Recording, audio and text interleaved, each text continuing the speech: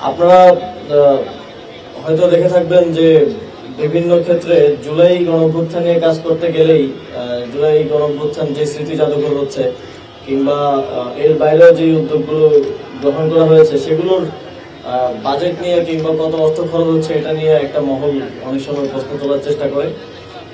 আমি তাদেরকে স্মরণ করে দিতে চাই যে বিগত ফ্যাসিবাদী সময়ে এই যে বিভিন্ন ভাস্কর্য হতো এর থেকেও ছোট ইনফ্রাস্ট্রাকচার আমরা দেখেছি 300-400 কোটি টাকা খরচ হয়েছে এবং সেই ইনফ্রাস্ট্রাকচার গুলো তৈরি করার যে কনসালটেন্সি সেই কনসালটেন্সিতেই এই পুরো ইয়াতে স্মৃতিস্তম্ভে যা খরচ হচ্ছে তা খরচ করা হয়েছে।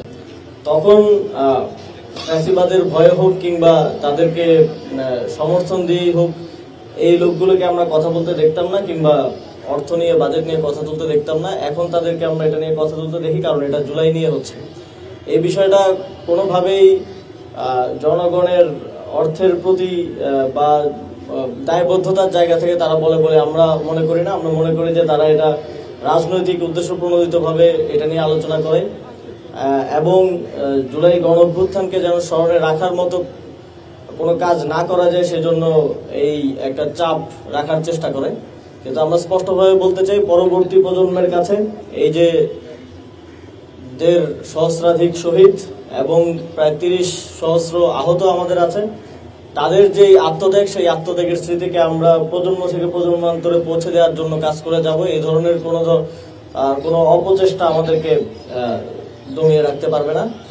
তো জুলাই গণঅভ্যুত্থানের স্মৃতিস্তম্ভ আপনারা দেখেছেন গণপূর্ত এবং স্থানীয় সরকার বিভাগের যৌথ ইয়েতে জুলাই মাসে সারা দেশে স্মৃতিস্তম্ভ স্থাপন করা হয়েছে ইতিমধ্যেই। আর ঢাকায় শাহবাগে আছে। তবে এটাকে আমরা বিশেষভাবে একটা জুলাই স্মৃতিস্তম্ভ করার পরিকল্পনা অনেক আগেই নিয়েছিলাম, শুরুর দিকেই। তো এখন এই কাজটা বাস্তবায়নের দিকে যাচ্ছে।